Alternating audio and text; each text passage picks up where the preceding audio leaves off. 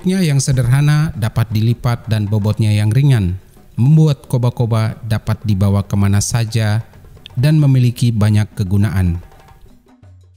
Koba-koba juga digunakan sebagai payung saat musim hujan dan juga dipakai untuk berlindung dari terik matahari. Selain itu, koba-koba juga dapat berfungsi sebagai tas untuk menyimpan dokumen dan barang-barang bawaan lainnya. Bahkan, koba-koba juga dapat difungsikan sebagai tikar.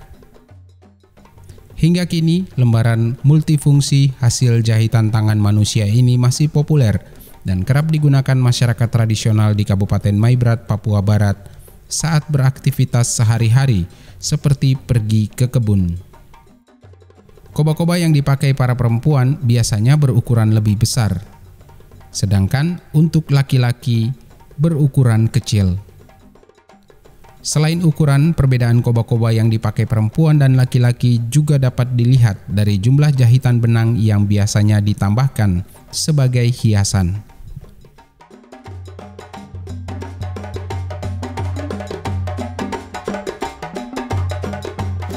Jadi ini kita pakai ini jalan itu pikul barang-barang, pakainya kayak begini.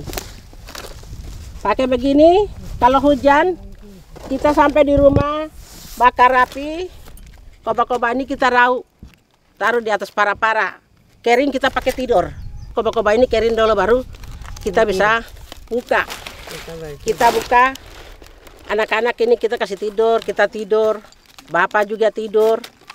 Jadi kalau koba-koba begini kan di rumah juga sudah ada persiapan juga. Jadi kita mau kemana-kemana harus pakai koba-koba dengan noken.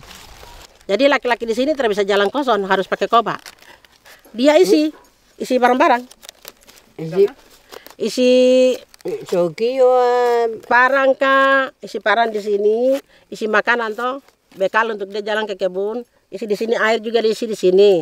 Jadi dia pakai tali, selain dari sini langsung dia gantung begini. Dia jalan.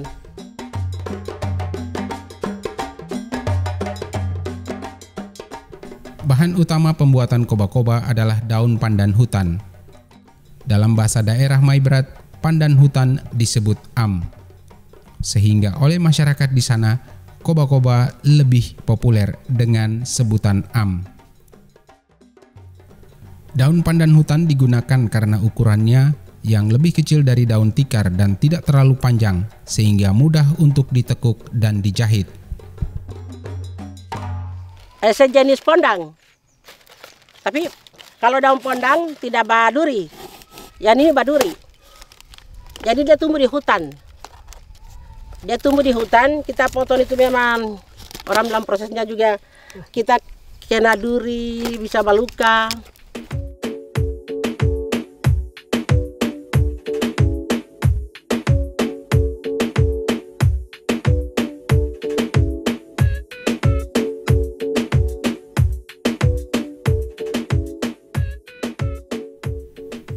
Proses pembuatan koba-koba dimulai dari pencarian bahan utama. Pencarian daun pandan hutan biasanya dilakukan saat warga pergi ke kebun. Tumbuhan pandan hutan tidak ditanam secara khusus atau dibudidayakan karena tumbuh alami di seluruh wilayah tanah Papua, sehingga mudah ditemukan, terutama di area dalam hutan. Namun, tidak semua daun pandan hutan dapat dipakai untuk menjahit koba-koba. Daun yang dipilih untuk menjahit koba-koba adalah yang tidak terlalu tua dan tidak terlalu muda. Karena itu, daun yang diambil adalah yang berada di bagian tengah rumpun. Daun pandan hutan diambil dengan cara dipotong, sementara pohonnya tidak ditebang.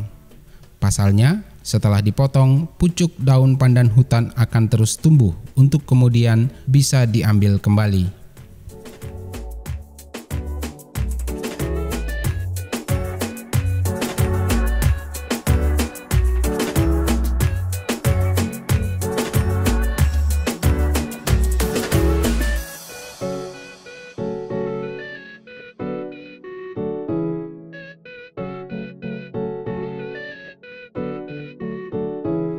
dia tumbuh alami sendiri.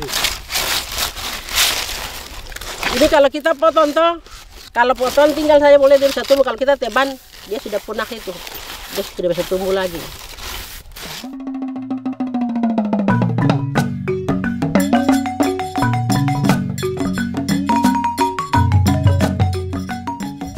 Setelah dipotong, duri pada ujung daun dibersihkan agar mudah saat dibawa dan tidak melukai tangan.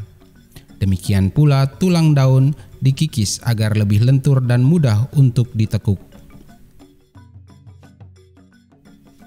Selanjutnya daun pandan hutan dijemur di bawah terik matahari atau bisa juga dipanaskan di atas api hingga layu dan berwarna kekuningan.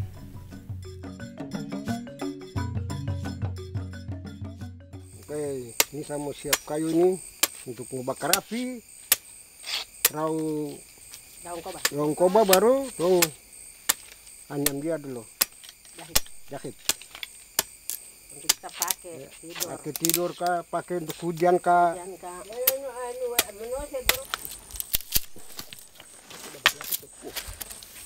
Pinjam korekulan.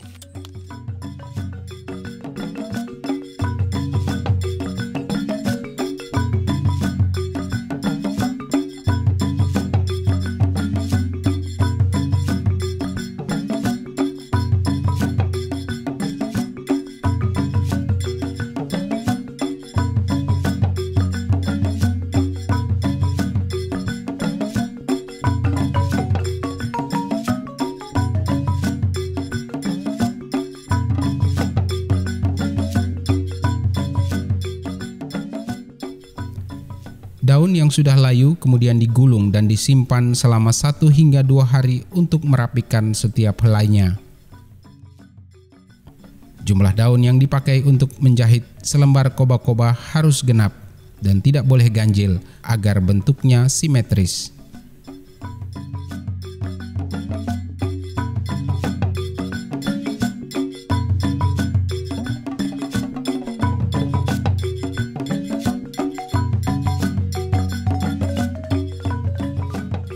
Jadi tidak bisa ganjil, harus genap.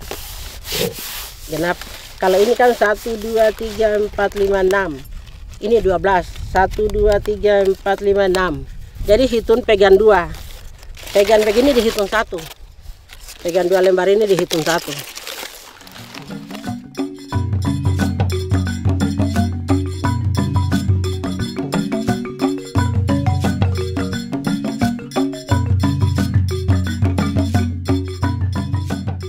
Daun-daun yang sudah siap kemudian diambil satu persatu dan dijahit hingga membentuk bujur sangkar dengan ukuran setiap sisi yang lazim dipakai adalah sepanjang kurang lebih 1 meter.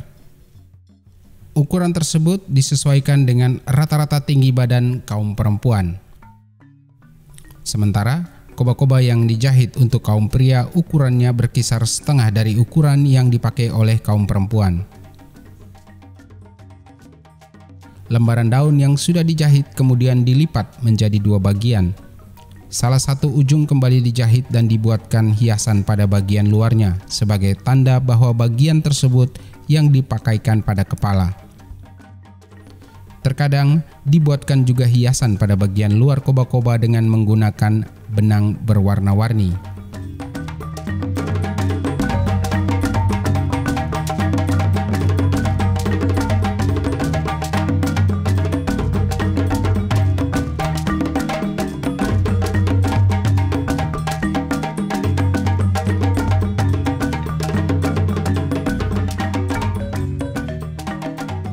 Nanti kita buka baru kita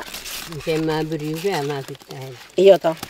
Ini kita patah dia begini, biar dia kelihatan cantik. Patah dia begini, ada yang patah, ada yang tidak. Jadi nanti kita kasih pasangan. Yang ini patah sama yang dia pasangan dengan yang kosong. Baru kita jahit. Kalau sudah selesai, kita variasi lagi dengan kita jahit dia punya. Ini kayak begini. Nanti kalau kita sudah jahit begini, sudah jadi jahit kepalanya ini. Ini sudah jadi koba ini.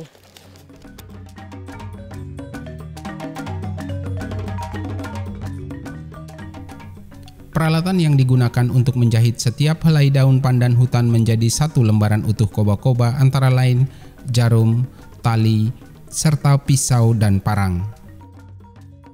Dahulu kala, jarum yang dipakai terbuat dari tulang sayap kelelawar atau dalam bahasa daerah Maibrat disebut siwafu. Namun, karena keberadaan siwafu yang semakin langka, maka proses menjahit dapat menggunakan jarum besi yang dibeli dari toko. Sementara itu, benang yang dipakai untuk menjahit dipintal dari kulit kayu harerem. Harerem adalah pohon yang mirip dengan pohon melinjo atau di Papua umumnya dikenal dengan nama pohon genemo. Dengan semakin terbatasnya pohon genemo, benang untuk menganyam bisa menggunakan tali plastik yang dibeli dari toko. Kita pakai tali. Tali itu dari ada itu sejenis, ada dua jenis. Satu yukam, satu kafot, harerem. Kalau harerem itu dia punya kulit itu nanti kalau kita sudah kupas pas kering itu dia agak merah sedikit. Kalau yukam putih. Kalau kita punya orang tua dulu tuh dong pakai sayapnya paniki. Jadi mereka bikin jarum untuk jahit. Kita juga sempat waktu itu juga nenek ada di sini. Kita ambil daun, nanti nenek kasih keluar jarumnya, itu jarum dari sayapnya paniki.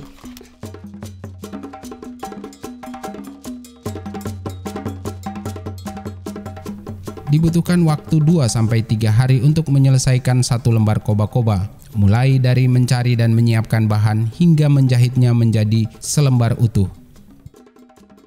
Koba-koba hasil jahitan bisa dipakai sendiri atau dijual seharga 200 hingga 300 ribu rupiah.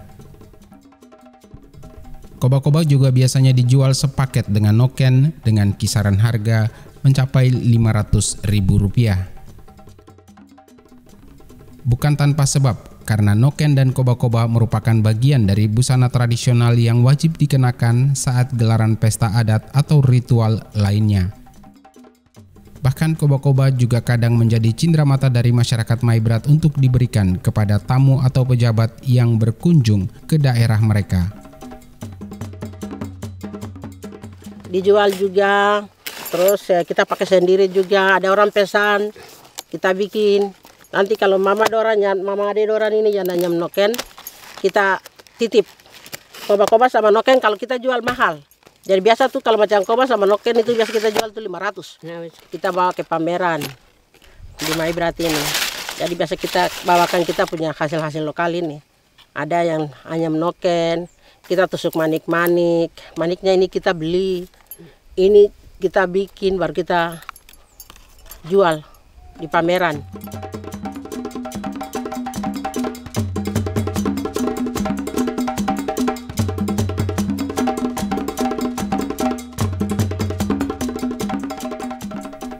Pembuatan koba-koba bisa dilakukan seorang diri dan bisa juga secara berkelompok, umumnya oleh para perempuan. Keterampilan menjahit lembaran serbaguna ini didapatkan secara turun-temurun. Meskipun memiliki banyak kegunaan, namun pengetahuan dan keterampilan menjahit koba-koba di kalangan masyarakat Maibrat umumnya hanya dimiliki para orang tua. Situasi ini membawa kecemasan tersendiri bagi mereka karena fakta bahwa generasi muda setempat yang rata-rata sudah menganyam pendidikan tinggi justru tidak memiliki keterampilan tersebut.